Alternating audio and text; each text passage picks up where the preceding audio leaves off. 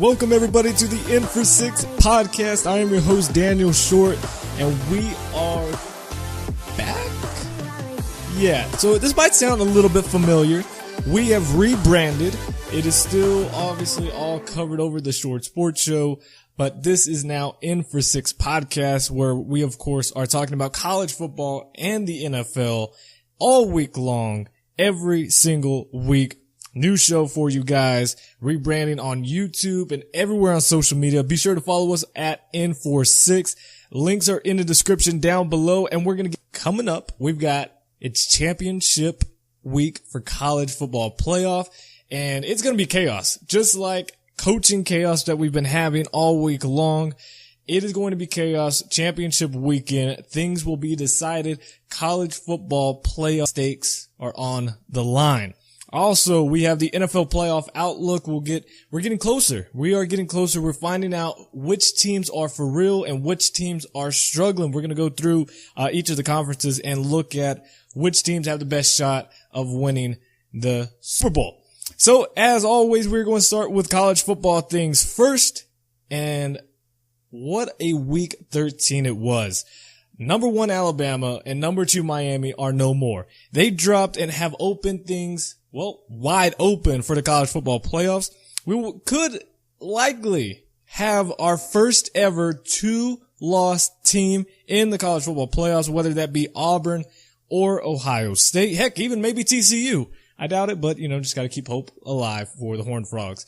Now, if Wisconsin and Oklahoma win on Saturday, then things are a bit easier for everyone, as things have it's basically your win and you're in.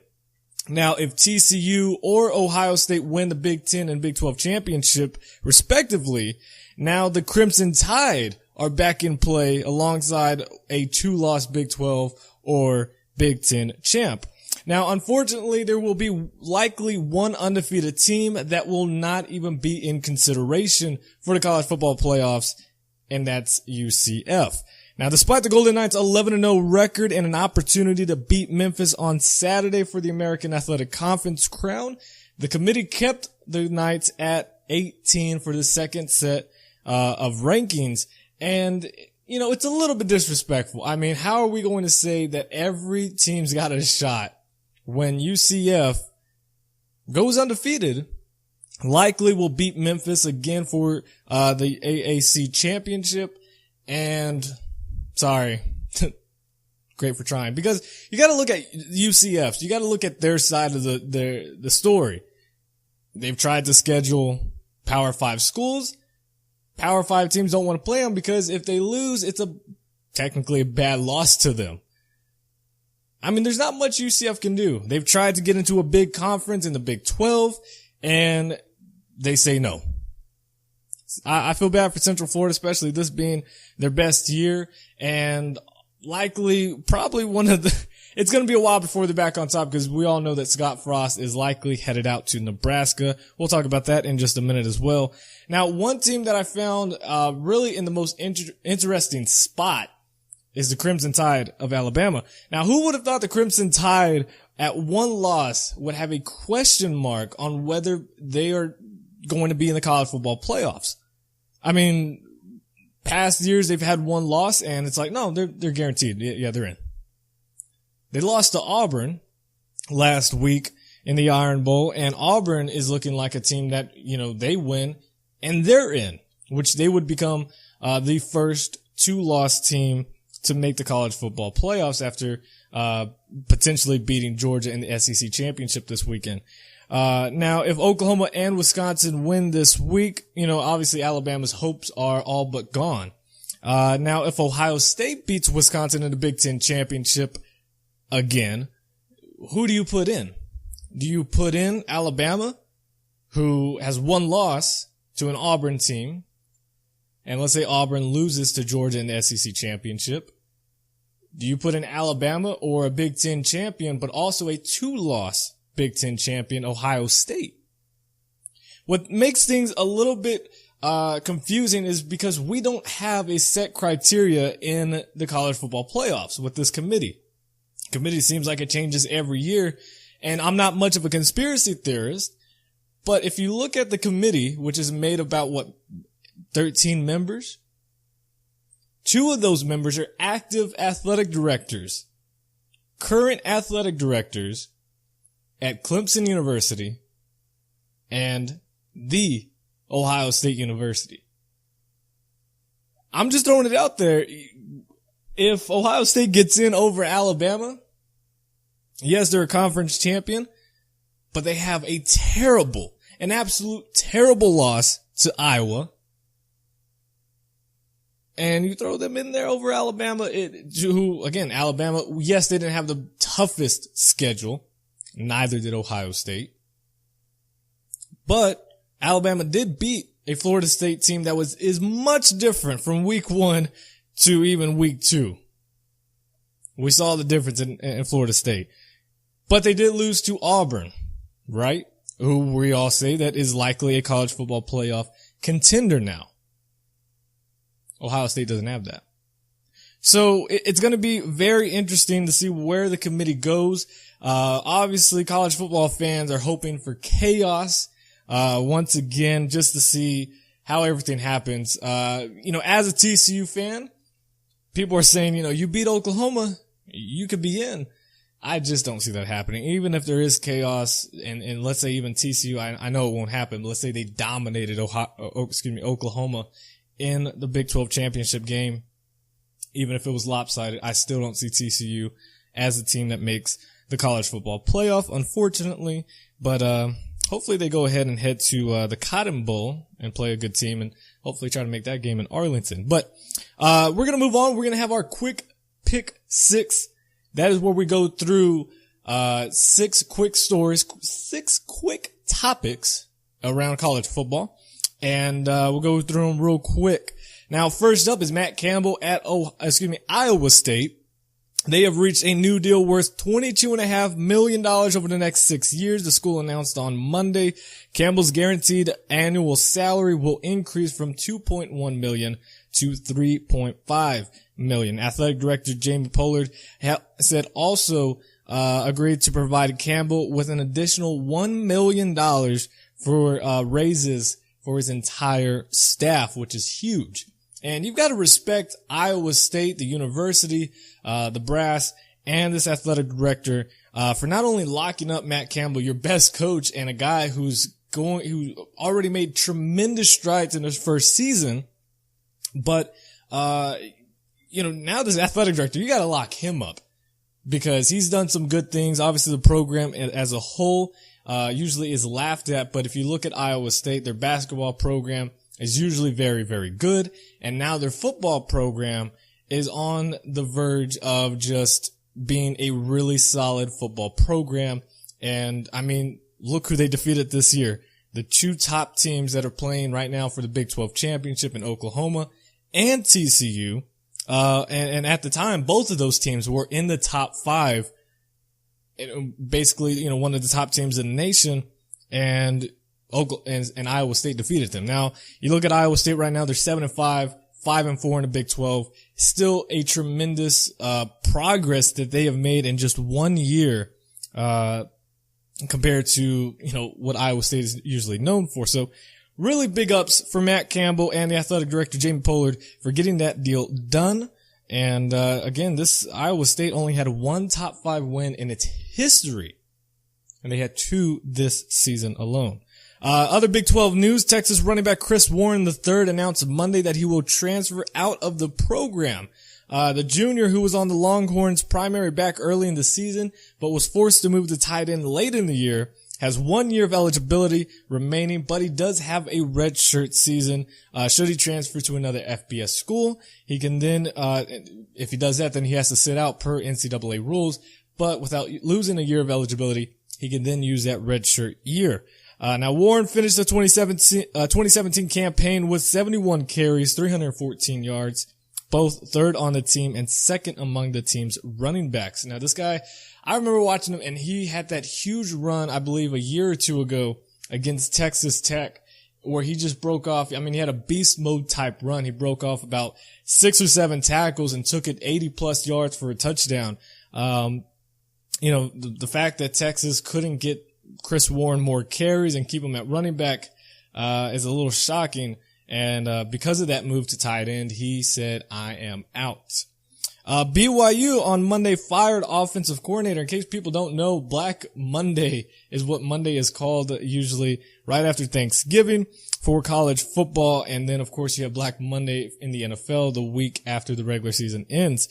So that'll be interesting. But BYU announced Monday that they fired offensive coordinator Ty Detmer, who was their Heisman Trophy winning quarterback for the Cougars back in the day.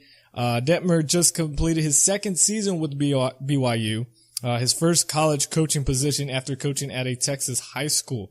BYU finished 4-9 this season, a very ugly 4-9. Not that it's pretty at all, but the losses they had were just terrible, especially at home. They failed to eclipse 20 points in 9 games.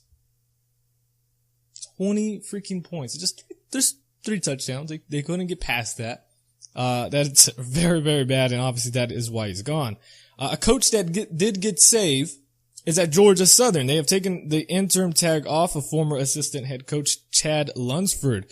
The team started winless under former head coach Tyson Summers, and that's when Lunsford took over, going 2-3 in 2017.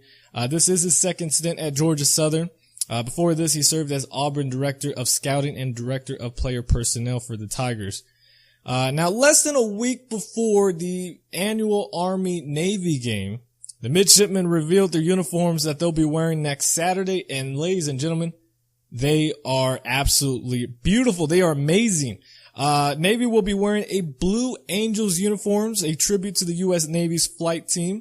Both of these teams have been wearing slick alternate uniforms for several years now, and Under Armour just did an amazing job for Navy the past few years, and these are especially cool. You can check them out all over Twitter right now at obviously at the Navy, their Twitter account. You check them out, and they are fantastic. And I think Navy has just been winning this uniform battle for the past several years. Obviously, they've been winning the overall game series for several years now, but this is just perfect. It really is. I really do like Navy's uniforms. And it's usually why I just root for Navy to win this series every year, because their uniforms are so damn cool. Let me know what you think about these uniforms in the comment section down below. Do you like them? You indifferent about them?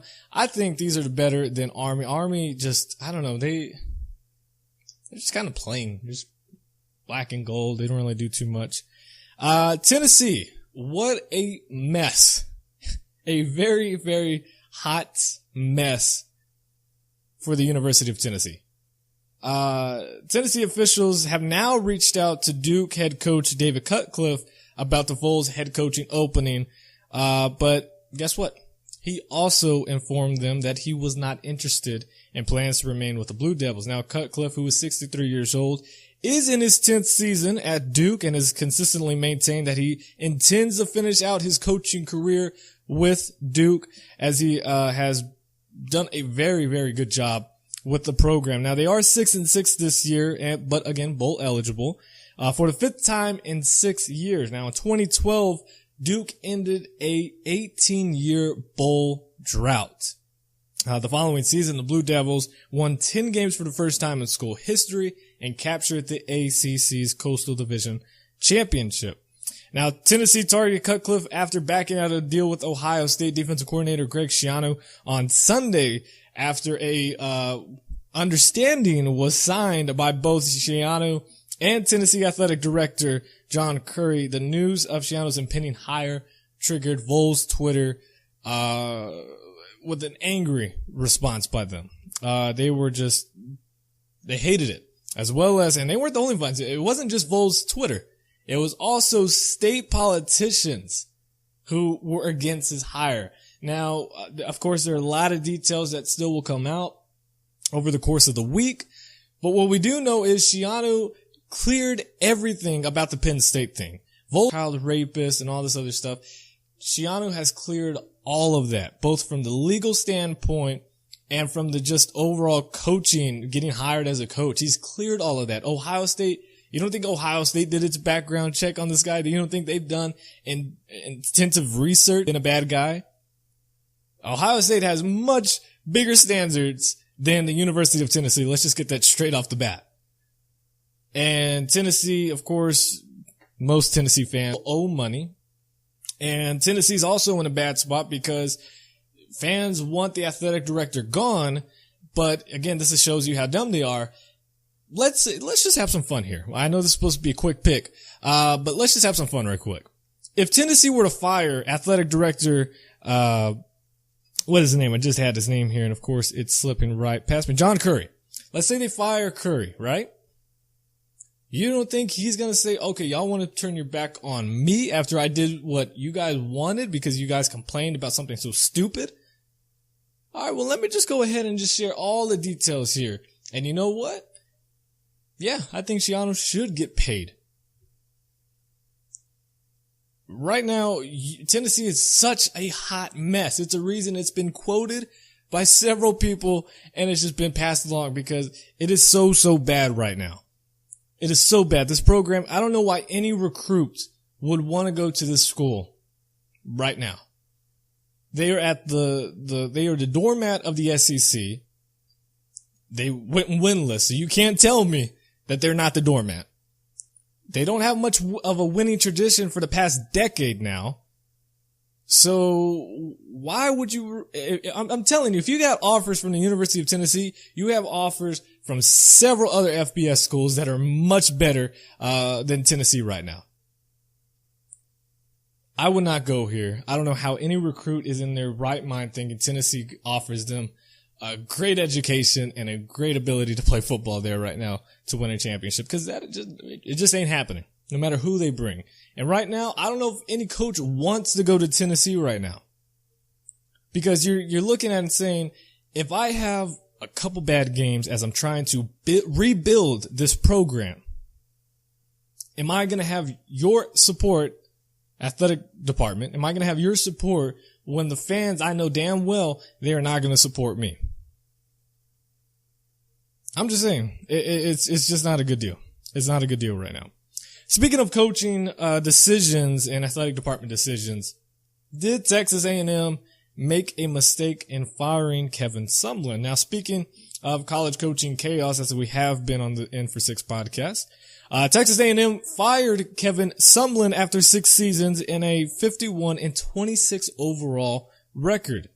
Assistant coach Jeff Banks will serve as the interim head coach, but several sources have said that Texas A&M will pursue Florida State coach Jimbo Fisher with a lucrative offer. Now, Texas A&M owes Kevin Sumlin $10.4 million buyout under the terms of his new contract, which will be paid in the next 60 days and is not reduced if and when he takes another coaching job. Now, I will say this. I'm not shocked by the Aggies by making this move, but the man won over 8 games, majority of the year, if not every year, and made a bowl game every year. He made this program relevant again. He made recruits want to go live in College Station for at least the next 3 to 4 years. And ladies and gentlemen, if you have not been to College Station, it is plain and there is nothing to do. It's ugly there. In his 6th season, Sumlin compiled a second best winning percentage of .662 in the modern era of Texas A&M football. Only one other coach since 1950 at Texas A&M had a better winning percentage than Sumlin in its history. Just throwing some stats out there. When he arrived, the 2 coaches who preceded him were combined 57 and 53 over 9 seasons, and Texas A&M was considered an underdog as it left the Big 12 for the SEC. Now, during Sumlin's tenure, the program spent over $520 million on football facility renovations, including a $485 million redevelopment of Kyle Field. The program finished in the top 15 recruiting class nationally 5 out of the 6 recruiting cycles. Now the focus now turns towards Jimbo Fisher. In his 8 years at Tallahassee, Fisher has guided Florida State to an overall 83-23 record, and the Seminoles have won the ACC 3 straight seasons from 2012 to 2014. including a BCS national championship in 2013. Now, this year the team is 5-6, and they're going to wrap up their season on Saturday against Louisiana Monroe, which they should beat to then become bowl eligible. Now, of course, most Aggie fans believe he can get those same recruits who chose to go to Florida State to go to College Station. And again, yes, there's a difference. The Seminoles, it's just the prestige value of going to Florida State, and the history of Florida State football is obviously not the same as Texas A&M. It's just not there for the Aggies, and I think a lot of Aggie fans are a little bit blind to that. And to me, this would be a lateral to somewhat a backward move for Jimbo Fisher, especially when you get a much better and established quarterback next season, in DeAndre Francois. You get him back next year. The offensive line has to get better. There's not many programs, especially elite programs, who have back-to-back years of terrible offensive line play. It will get better at Florida State. This is just one of those really bad years where everything did not go your way. And it happens the majority of every program. I do feel bad for Kevin Sumlin, but I will say though, even though I'm a huge fan of Kevin Sumlin, again, the program did help support him in some areas, in some aspects. There were a lot of personal areas where they did not support Kevin Sumlin and his family. That needs to be stated as well. But Kevin Sumlin, again, continued to recruit very highly and just could not develop these players consistently because it seemed like every year they had a really good offense, their defense couldn't stop anybody. It's hard to win games when you have to score over 40 points in every game just to get it close or to win. So there's that aspect. So I won't put all the blame on everyone else except for Kevin Sumlin. Kevin Sumlin obviously brings in a lot of that blame for not pushing that team over to championship material. But again, I just don't see where A&M believes they will get the better coach. Now, Jimbo Fisher, if he comes in, I don't believe he's going to have the same amount of success as quickly as Kevin Sumlin did. I just don't see it happening. And Florida State, I mean, you think of that opening coming up, that's huge. That is a huge opening that not a lot of people are talking about, obviously because it has not happened just yet. But when it does, if it does, that is a huge, huge opening with not a lot of big name coaches left. Now, Kevin Sumlin on his side, it is looking like he will go to Arizona State. He's been linked to that job for the past 2 weeks now, or week and a half, I should say. And that would be a really good spot for Kevin Sumlin. I think that would be a very favorable spot. I think the students, will support Kevin Sumlin much more than Texas A&M fans ever would or could. And I think he just fits Arizona State. His offense fits it. And I think he would have a quick success at Arizona State. Now, will he bring a championship to Arizona State? I'm not going to go that far. I don't think a lot of coaches would, but it does become open. Let me know in the comment section down below. Did A&M make a mistake in firing Kevin Sumlin, or was it just time to move on? Let me know in the comment section. Also follow me on Twitter at N46, our Facebook page N46 Podcast, all in the links down below in the description. UCF football and head coach Scott Frost, well, he declined to say anything certain about his coaching future other than, quote, "I'd be hurt if Nebraska wasn't interested in me. We're undefeated. I'm from there. And when you win, a lot of people are interested in you," end quote. Now, Frost, he did meet with Florida officials more than a week ago to discuss the Gators' vacancy, but he declined to meet again in this past weekend to advance those talks. Now, Florida officials were convinced that Frost was taking the Nebraska job, So they went ahead and moved on, is what they say. I think they were turned down by both Frost and Chip Kelly. So they went to the third option in Mississippi State's head coach Dan Mullen, who was now named the Gators' new head coach on Sunday.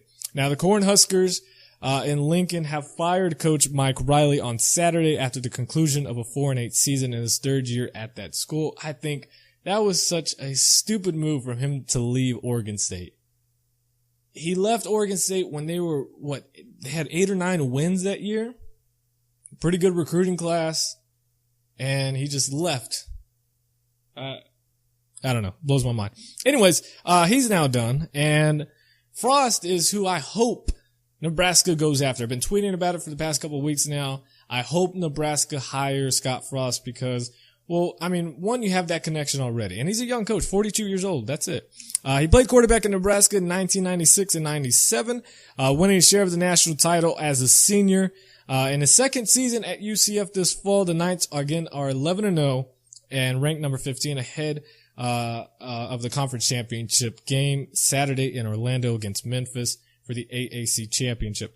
Now, I don't know. There's something about, I'm not a huge Nebraska. I'm not a fan necessarily of Nebraska. I do like them. And I do, I just remember always talking to my dad about, college football, and he remembers watching Nebraska when they were the powerhouse, when they were winning the national championships. Tom Osborne as the head coach. When these guys were playing against Oklahoma and Miami, and it was just always a great game. And just the national spotlight Nebraska had. And now it's much different. It's much, much different. And again, I think Nebraska would be in a different position right now had they stayed in the Big 12. I think they could have, especially with Texas have fallen down and Oklahoma somewhat struggling a few years ago. I think they could have competed for that Big 12 championship alongside with TCU and Baylor at the time.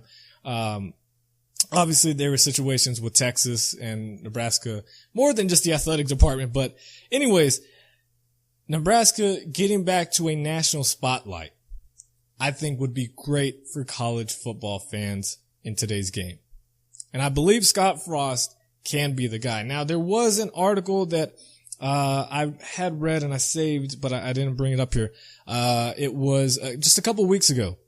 And they were talking about how a lot of fans and even some of the brass would like to see a coach bring back the slot T offense or the triple option offense, back what did make them very successful back in that day. And again, back in the day, a lot of teams were running that type of offense. So I think they're a little confused there. But guys that are like the Navy head coach, Ken, and I'm not going to even try to pronounce his last name. Y'all know him, the Navy head coach. Bring him back. Or one of the former assistants from Paul Johnson at Georgia Tech. He's not going. He's already said he's staying at Georgia Tech. But one of his former assistants, which is the Navy head coach, maybe the Army head coach or Army offense coordinator, and bring them to Nebraska. One, they'll probably be a little bit cheaper, but two, some people want that and see if that works. I think Scott Frost and his offense, which is obviously what they ran at Oregon, what made them so successful over the years. And Scott Frost obviously has done a much better job than Mark Helfrich, who was obviously the former offense coordinator at Oregon. And there's another former offense coordinator at Oregon who was a head coach and hasn't had the same success. Scott Frost has been the guy who can run this offense very effectively with, not the same caliber of athletes as you could get at a power school like Nebraska. And he's done that at UCF. I think it'd be great for college football if Nebraska can take that step back into the national spotlight. And I hope Scott Frost is the guy to go at Nebraska for that job. Our final story for college football this week is can Chip Kelly repeat his success at UCLA? Now, Chip Kelly was introduced as a new Bruins head coach on Monday, ushering in the most anticipated era of football in the school in recent memory. Now, Bruins athletic director Dan Guerrero said, quote, "To land an individual like Chip Kelly's caliber is pretty special for UCLA, especially considering he was the most sought-after coach out there," end quote. Now, Kelly is the fourth football coach that has been hired at UCLA by Dan Guerrero, the athletic director. But none of the first three, including Carl Dorrell, Rick Neuheisel, and Jim Mora, ultimately worked out. Most of those coaches were barely over 500. Now this time, the buzz is obviously a little bit different.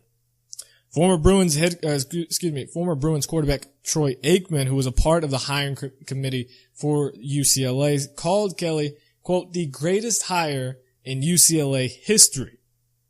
Now, Kelly has compiled a 46-7 record at Oregon from 2009 to 2012, and he benefited from some of the best facilities in the country. I mean, you look at Oregon, and if I was an 18-year-old recruit, even now, it is hard to, doesn't matter who offers you, to not just walk into those facilities and say, look, I can have this every single day for the next 4 years of my life. How can you not commit to Oregon? It is absolutely beautiful there, and the facilities are top notch. But UCLA said, you know what? We've got some old facilities that need to either be changed and renovated, or we need some brand new stuff here. And that's exactly what they did.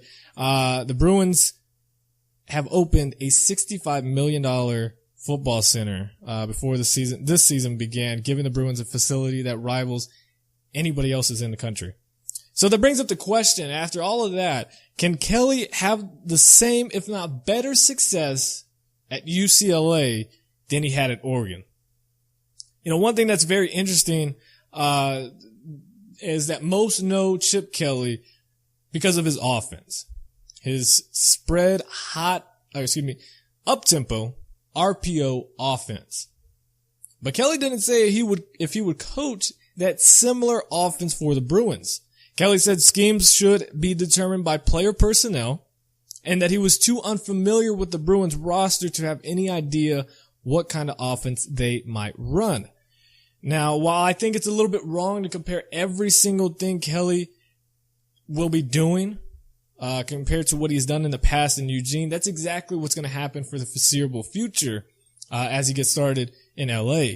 But I do believe that Kelly brings a swag that Los Angeles is looking for, that UCLA has been dying for, that they've been somewhat jealous that USC has had. And now they have it. You know, Kelly's already been, of course, on the recruiting trail. He's been talking to 5-star recruits, informing them on what he plans to do at UCLA. But he also has to have a similar pitch, a similar message to his current quarterback in Josh Rosen, who likely will enter the NFL draft because he's projected as a top 5, top 10 pick. Now, Kelly said he's already spoken to Josh Rosen briefly Monday morning, but he offered no indication of whether he would try to talk to him into staying for his senior year. Quote, I told him when I met with him, I certainly want to be a resource to you, but it's going to be Josh and his family's decision, end quote. Now, I believe that, you know, again, this is looking very far ahead as this season has not even ended.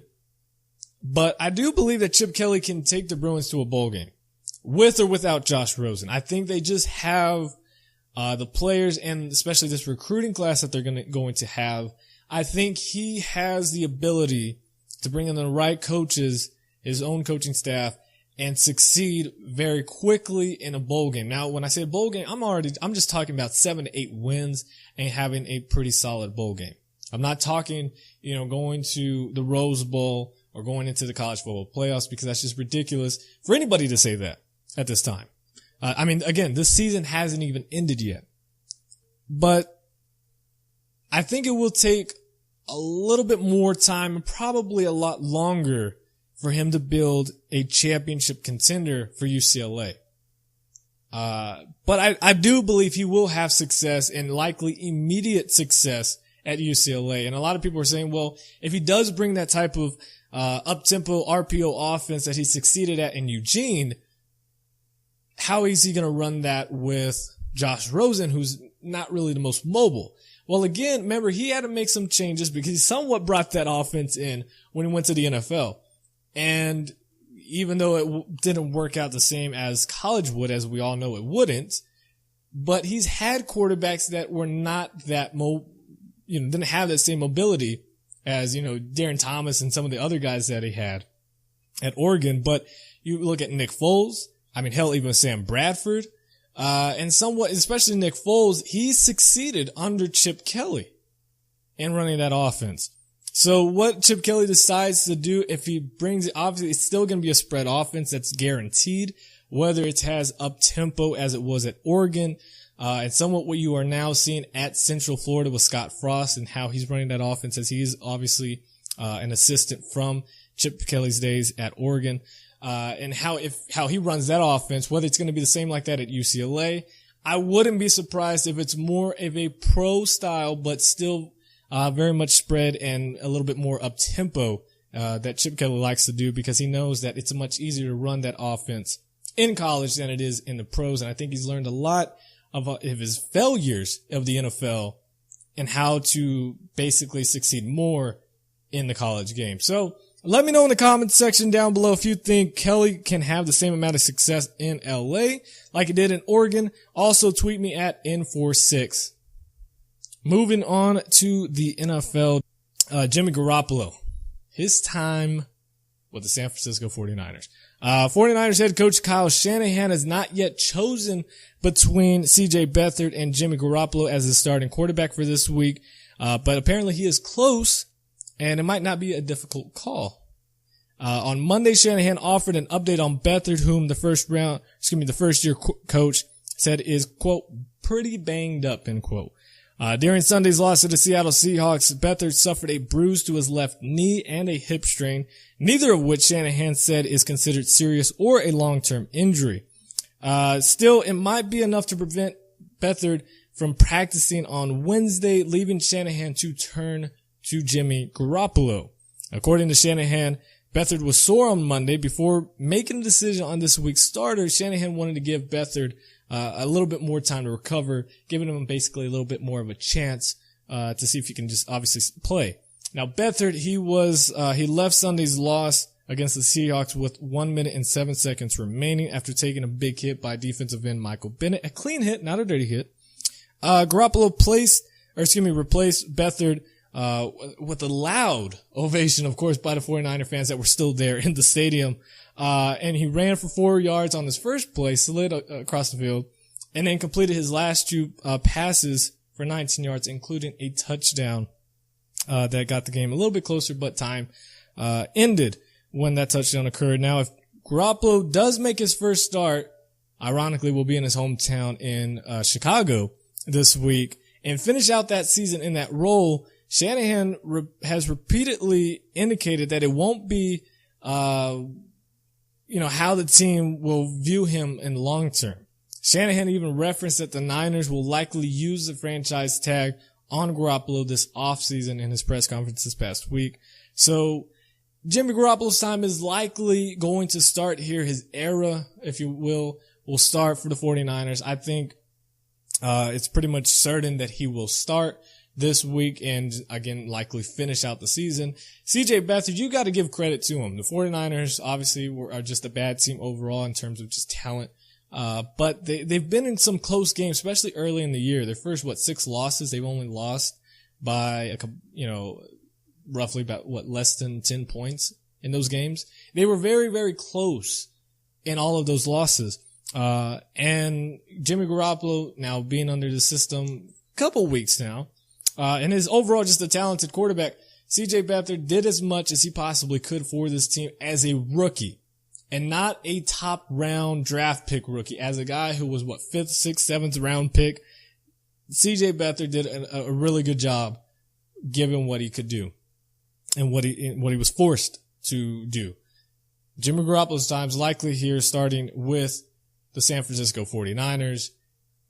I just don't think it's going to be as hyped up. I mean, the media will hype it up. Best believe the media, the national media, Fox, will hype this up as much as they possibly can because they need to.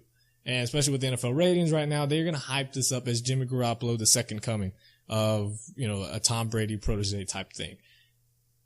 This will be interesting, but Jimmy Garoppolo, his time with the 49ers is likely this week. Tight end Marcellus Bennett, it's pretty interesting. His return to the New England Patriots is all but short-lived. It is now ended after 2 games and a total of 24 snaps. The team announced Monday that he has been placed on IR. Karma sucks, right? I mean, it really does, because you look at this. Bennett said he had a shoulder injury when the Patriots claimed him on waivers from the Green Bay Packers on November 9th, and that he had intended to undergo season-ending surgery when the Packers waived him. Well, after that, he said that the Patriots ironically called him at a certain point, and so he decided to sign with the Patriots instead. Now, Bennett has been a limited participant in practice on November 22nd, but then didn't practice for the next 2 days and was inactive in Sunday's win over the Miami Dolphins. Now, Bennett is still due $2 million roster bonus by the 3rd day of the 2018 league year. Now, should the Patriots not want to pick that up, he will then be a free agent, of course. Bennett previously said 2017 could be his last season, although he did back that off in an interview following the November 12th game in Denver. So, pretty ironic. It's pretty funny how karma kind of works like that. I do like Bennett, but I think there's something that was a little fishy about him signing with New England and how that all occurred. Last topic is the NFL playoff standings. Who's got the best shot? Right now, we are after 11 games into the season, and we should really have an idea of where each team really is and who's for real and who's not. We'll start with the AFC side, and the Pittsburgh Steelers, following their win, are 9-2. And they currently have the tiebreaker over New England based on the winning percentage. And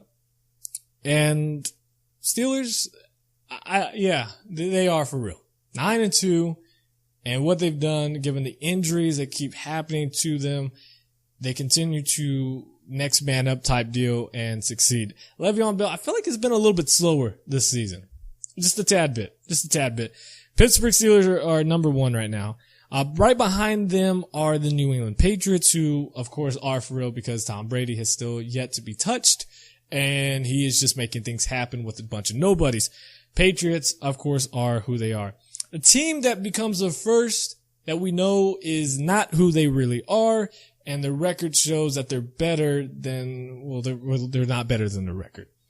That is the Tennessee Titans right now. Marcus Mariota has been really quiet and honestly just has a really bad year in terms of passing numbers. They're 7-4 right now, but it's not really that good. They do have the tiebreaker over Jacksonville based on head to head right now. Jacksonville's also 7-4, but of course, like we just said, Titans have the head to head. So I think Jacksonville, which we haven't said in just about forever, are going to win the AFC South. The Texans are garbage. The Colts are garbage. Tennessee is getting closer and closer into that garbage can, and the Jacksonville Jaguars are just a better team, and they are striding at the right time for this franchise, given the weak division. So I think Jacksonville's going to jump up, and man, we're going to see Jaguars in the playoffs this year. That's kind of weird. The Kansas City Chiefs right now are 6-5, but they are reeling backwards very, very quickly. Very, very quickly. You look at the AFC West right now, the Chargers are right behind them at 5-6, and they're getting me excited, which I do not like. As a Chargers fan, I know, make fun of me. I know the moment I get excited for this team, we're gonna go like 8-8. We're gonna find ourselves in the middle of the draft order and just continuing to make bad decisions in terms of management. It's rough. The Raiders are also reeling backwards as well. They have just been really bad. Don't even get me started with the Broncos. So the AFC West is honestly the worst division right now, which says a lot about the AFC South. And so, Chargers, Chiefs, one of them are going to make the playoffs and win the division. Right after that, of course, we just said Jacksonville Jaguars, 7-4. And finally, The Baltimore Ravens, 6-5. They have the tiebreaker over Buffalo, who are also 6-5 based on win percentage. So if the playoffs were to start today, seeding wise would be the Steelers, Patriots, Titans, Chiefs, Jaguars, and Ravens. So we would have the Ravens at the Titans and the Jaguars at the Chiefs. Pretty interesting matchups there. But I think we're going to see a lot of movement. But I think it's all but locked up for the Steelers and the Patriots to have the 1 and 2 seeds respectively. Moving over to the NFC, this is where it's very interesting, and the NFC just shows you the overall talent is just spread equally between these top 12 teams. Right now, it's no comparison. Philadelphia Eagles are honestly the most complete team. Carson Wentz will win the NFL MVP award. And man, the Eagles, they honestly look for real. And they've been 10-1 3 other times, other than this time right here. They've lost in the Super Bowl each of those times, except for the first year they went 10-1. I think they lost in somewhere in the playoffs. But, in 2004, they were also 10-1 and they lost in the Super Bowl, as you remember, against the Patriots in that game. What a great game that was. But they're 10-1 again. And right now, I think they're just the best team in football. Then the Minnesota Vikings, who are 9-2. And then you have the Los Angeles Rams, 8-3. They have the tiebreaker over New Orleans, who is also 8-3 and number 4 right now in the conference based on head to head. And also the Saints have the tiebreaker over the Carolina Panthers, who are also 8-3 based on head to head matchups. So those are the top 5 teams. Then you have the Atlanta Falcons at 7-4, who are winners of 3 straight. Seems like they're catching their stride. Julio Jones is you just give him the ball, just feed him, and things will work out for Atlanta. They have the tiebreaker over Seattle based on head to head, who is also 7-4. And Seattle needs to continue to do well. They have a big matchup. They host the Philadelphia Eagles. This is the time to really show out. They need this win, and if they win this, it changes the dynamic of the NFC. It truly does. If the Seattle Seahawks beat the Philadelphia Eagles, which they have a good shot just because they are at home and the 12th man is alive in Seattle, it's huge. 1, Seattle needs that win. And 2, it shows that you just beat the best team in football. That gives some momentum for a team that is struggling offensively and defensively, is fighting for their lives to stay healthy. So it's going to be a really great matchup.